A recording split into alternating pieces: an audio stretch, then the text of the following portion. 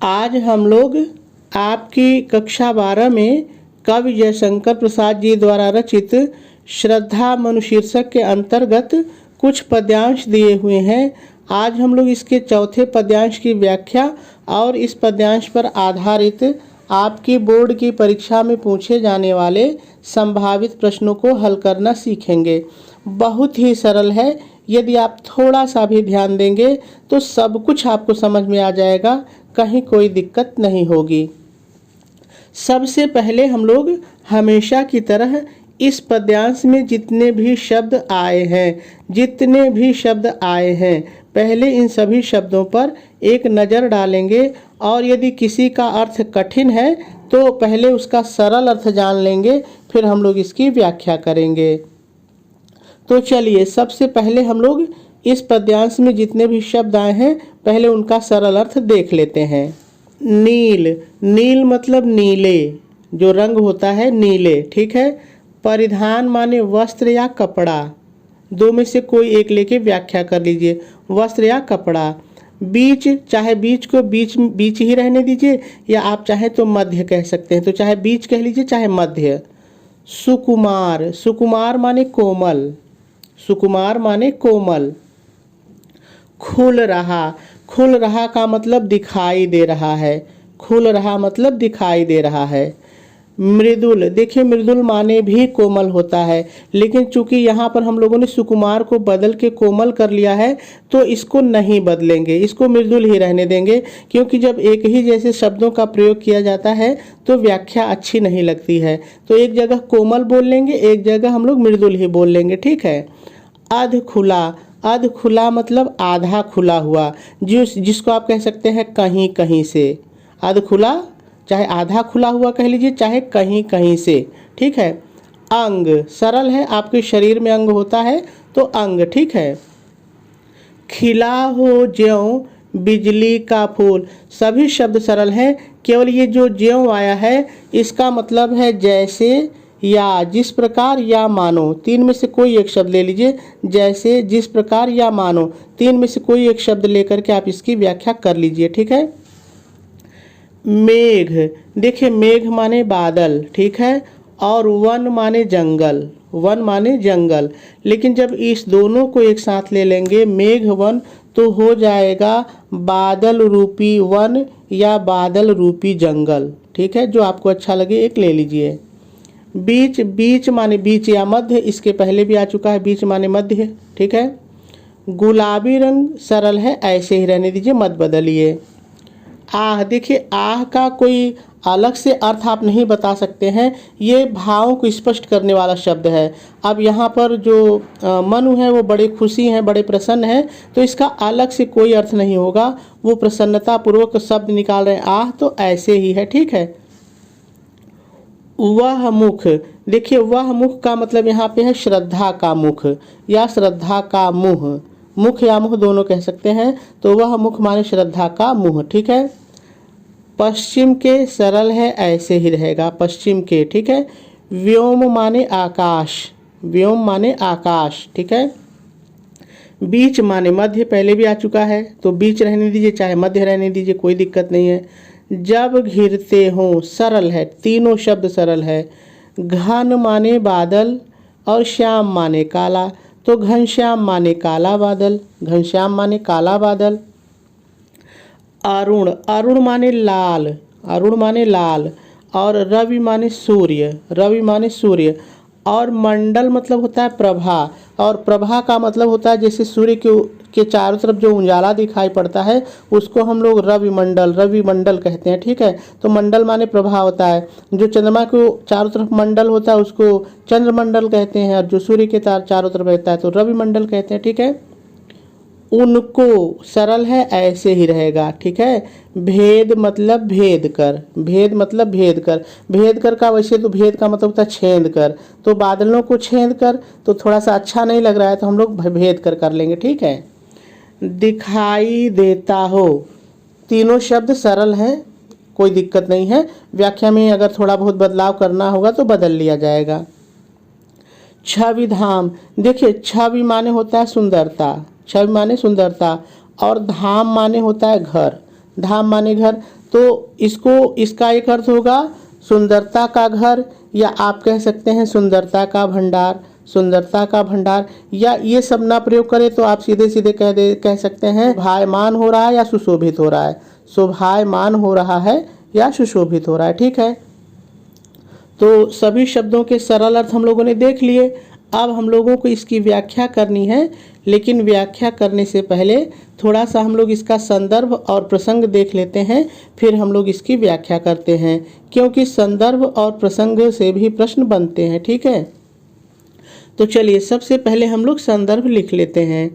आप संदर्भ हेडिंग डालेंगे, डैश डालेंगे और डैश डाल करके लिखेंगे प्रस्तुत पद्यांश हमारी पाठ्य पुस्तक हिंदी के काव्य खंड में संकलित श्रद्धा मनु शीर्षक से अवतरित है।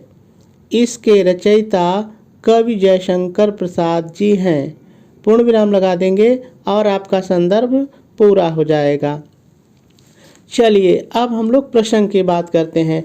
देखिए, प्रसंग मैंने बार बार आपको बताया है कि किसी भी पद्यांश में जो व्याख्या होती है, उसकी जो मुख्य बात होती है, उसी को प्रसंग बना लेते हैं। और जैसे ही किसी भी कविता का आप प्रसंग पढ़ते हैं तो अपने आप आपको पता हो जाता है कि इस पद्यांश में हमको क्या पढ़ना है, इसमें कौन सी व्याख्या की गई होगी। तो चलिए देखते हैं कि आखिर इस पद्यांश में क्या व्याख्या हुई होगी। तो आप प्रसंग हेडिंग डालेंगे, डैश डालेंगे और डैश डाल करके लिखेंगे प्रस्तुत पद्यांश में श्रद्धा के रूप सौंदर्य की तुलना प्रकृति के सुंदर दृश्यों से की गई है। पूर्ण विराम लगा देंगे और आपका प्रसंग भी पूरा हो जाएगा। चलिए अब हम लोगों को इस पद्यांश की व्याख्या सीखनी है। तो देखिए, एक बार मैं आप सभी को इस पद्यांश की व्याख्या बहुत ही साधारण तरीके से बताऊंगा। उसके बाद फिर दोबारा मैं एक एक शब्दों का प्रयोग करके भी इस पद्यांश की व्याख्या आपको बताऊंगा। और दोनों बार की व्याख्या को आप जरूर देखिएगा, दोनों बार में आपको कुछ न कुछ सीखने के लिए जरूर मिलेगा। तो देखिए, इस पद्यांश में है क्या कि जो श्रद्धा है वो गांधार देश में पाई जाने वाली नीले बालों वाली भेड़ों के खाल का कपड़ा पहने हुए हैं, वस्त्र पहने हुए हैं।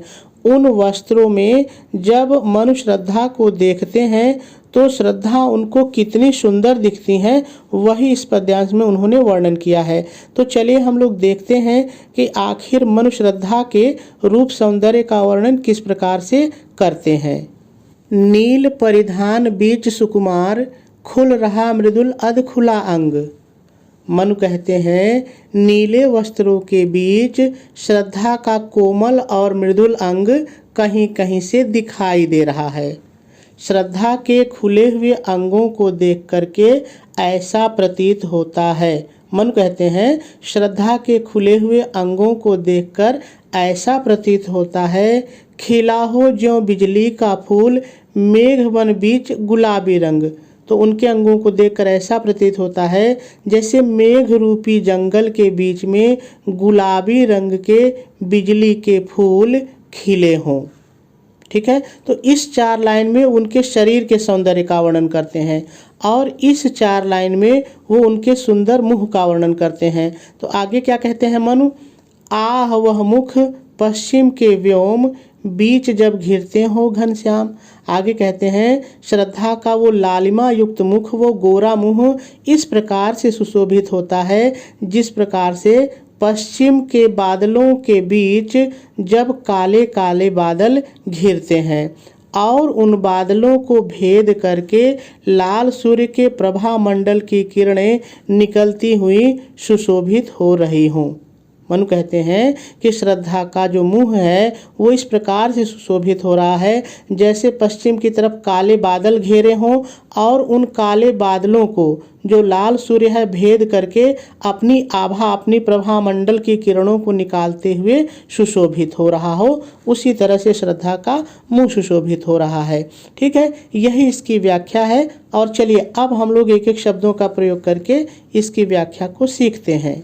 सबसे पहले आप व्याख्या हेडिंग डालेंगे, डैश डालेंगे और डैश डाल करके शुरू में पहले थोड़ा सा आपको अपनी तरफ से जोड़ के लिखना पड़ेगा। आप अपनी तरफ से क्या जोड़ करके लिखेंगे, ध्यान से सुनिए। प्रस्तुत पद्यांश में कवि जयशंकर प्रसाद जी मनु के भावों को अभिव्यक्त करते हुए कहते हैं, भेड़ के खाल से बने हुए। अब आ जाइए पद्यांश पर। बने हुए नीले वस्त्रों के बीच श्रद्धा के, इतना आपने जोड़ लीजिए, श्रद्धा के कोमल और मृदुल अंग कहीं कहीं से दिखाई दे रहे हैं, जिन्हें देखकर ऐसा प्रतीत हो रहा है, इतना आपने जोड़िए, जिन्हें देखकर ऐसा प्रतीत हो रहा है मानो मेघ रूपी जंगल के बीच में गुलाबी रंग के बिजली के फूल खिले हों, और पूर्ण विराम लगा देंगे। अब इसकी जगह थोड़ा सा अपनी तरफ से क्या जोड़ करके लिखेंगे, ध्यान से सुनिए। आगे मनु श्रद्धा के मुख के सौंदर्य का वर्णन करते हुए कहते हैं, श्रद्धा का, फिर से सुनिए क्या जोड़ना है। आगे मनु श्रद्धा के मुख के सौंदर्य का वर्णन करते हुए कहते हैं, श्रद्धा का वह लालिमा से युक्त मुख इस प्रकार से सुशोभित हो रहा है, जिस प्रकार से, इतना फिर अपने से जोड़ेंगे, इस प्रकार से सुशोभित हो रहा है जिस प्रकार से पश्चिम के आकाश के बीच में जब काले बादल घिरते हैं और उन काले बादलों को भेद करके लाल सूर्य का प्रभामंडल अपनी किरणें बिखेरता हुआ, इतना आपने जोड़े, अपनी किरणें बिखेरता हुआ सुशोभित हो रहा हो, अर्थात शोभायमान हो रहा हो, और पूर्ण विराम लगा देंगे और आपकी व्याख्या पूरी हो जाएगी। चलिए अब हम लोग इस पद्यांश के काव्य सौंदर्य और इस पद्यांश पर आधारित प्रश्नों को हल करना सीखते हैं। सबसे पहले हम लोग इसके काव्य सौंदर्य को देख लेते हैं। यदि हम लोग रस की बात करें तो इस पद्यांश में संयोग श्रृंगार रस है। यदि छंद की बात करें तो इस पद्यांश में 16 मात्राओं का श्रृंगार छंद है। इसके पहले जितने भी पद्यांश आए हैं उनमें भी यही बातें थी और वहाँ पर हम लोगों ने इस पर विस्तार से चर्चा कर ली है, ठीक है। यदि अलंकार की बात की जाए तो इसमें उपमा, रूपक और रूपकातिशयोक्ति ये 3 अलंकार हैं।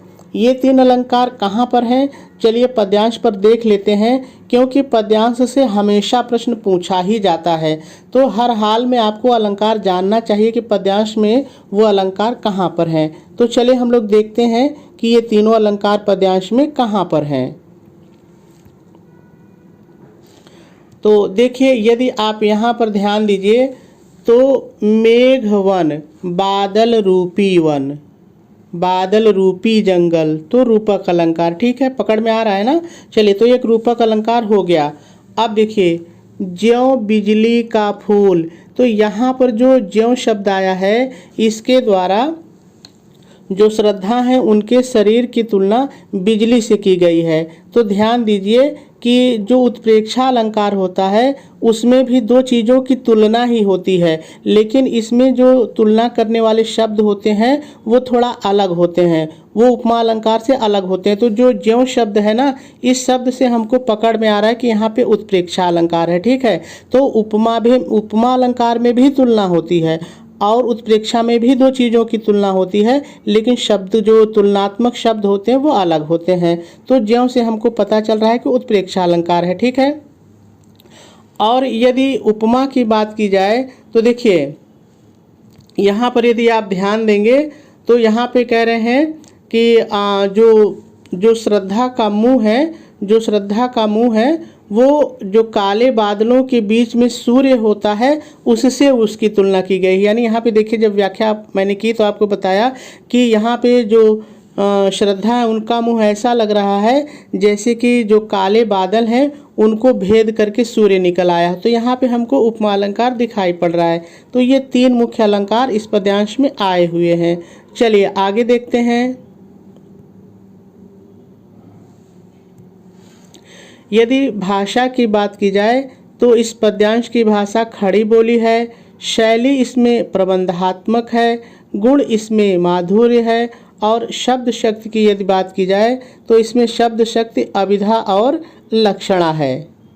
चलिए अब हम लोग इस पद्यांश पर आधारित पूछे जाने वाले संभावित प्रश्नों को हल करना सीखते हैं। सबसे पहले हम लोग प्रश्न की सूचना पढ़ लेते हैं कि आखिर प्रश्न पूछा कैसे जाता है। तो आप भी मेरे साथ पढ़ लीजिए।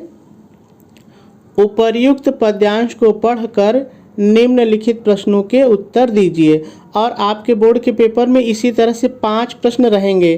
ठीक है, वो 5 प्रश्न जो मैंने यहाँ पर लिए हैं ये भी हो सकते हैं, इससे अलग भी हो सकते हैं, क्योंकि एक पद्यांश पर बहुत सारे प्रश्न बनते हैं। लेकिन यदि आपने संदर्भ, प्रसंग, व्याख्या और काव्य सौंदर्य इन चारों चीज़ों को समझ लिया है तो आप प्रश्नों के उत्तर अपने से जोड़ के लिख लेंगे, कहीं कोई दिक्कत नहीं होगी। तो चलिए यहाँ पर जो हमने 5 प्रश्न लिए हैं उसको हल करना सीखते हैं। पहला प्रश्न है, ध्यान से पढ़िए। प्रस्तुत पद्यांश में कवि ने नायिका के मुख की तुलना किससे की है? आप उत्तर डालेंगे और लिखेंगे। प्रस्तुत पद्यांश में कवि ने नायिका के मुख की तुलना शाम के समय आकाश में छाए बादलों के बीच दिखाई देने वाले सूर्य से की है। और ये चीज़ें देखिए मैंने आपको व्याख्या में भी बताई है। तो बस आपको जोड़ करके वाक्य बनाना याद आ जाए तो आप लिख लेंगे उत्तर। चलिए अगला प्रश्न देखते हैं। अगला प्रश्न है, बिजली के फूल का क्या आशय है? तो उत्तर भी आप देखिए, यहाँ पे मैंने उत्तर नहीं लिखा है, आप उत्तर लिखेंगे, डैश डालेंगे और लिखेंगे। बिजली के फूल का आशय है कि वस्त्रों के मध्य से कहीं कहीं से दिखाई दे रहे नायिका के कोमल अंग ऐसे प्रतीत हो रहे हैं जैसे वे नीले बादलों के समूह में चमकते हुए बिजली के गुलाबी फूल हों।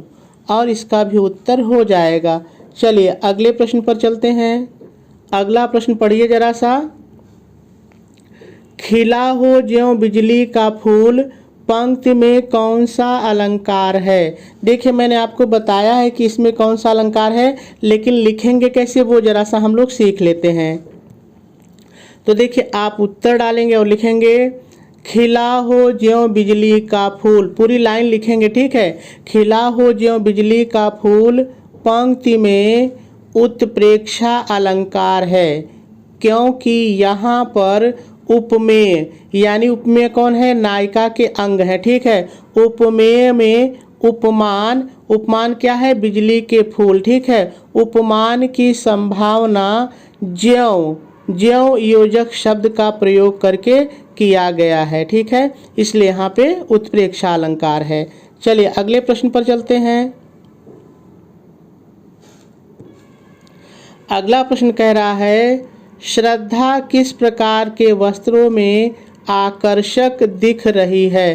तो पहली ही लाइन में इसकी व्याख्या थी, क्या थी? देखिए आप उत्तर डालेंगे और लिखेंगे श्रद्धा नीले बालों वाली भेड़ों के कोमल खालों से बने नीले वस्त्रों में अत्यंत आकर्षक दिख रही थी। यहाँ पर एक चीज़ आपको ध्यान देना है, ये जो नीले बालों वाली भेड़ों की बात मैंने लिखी है ना, ये इसके पिछले वाले पद्यांश में ये बात आई थी।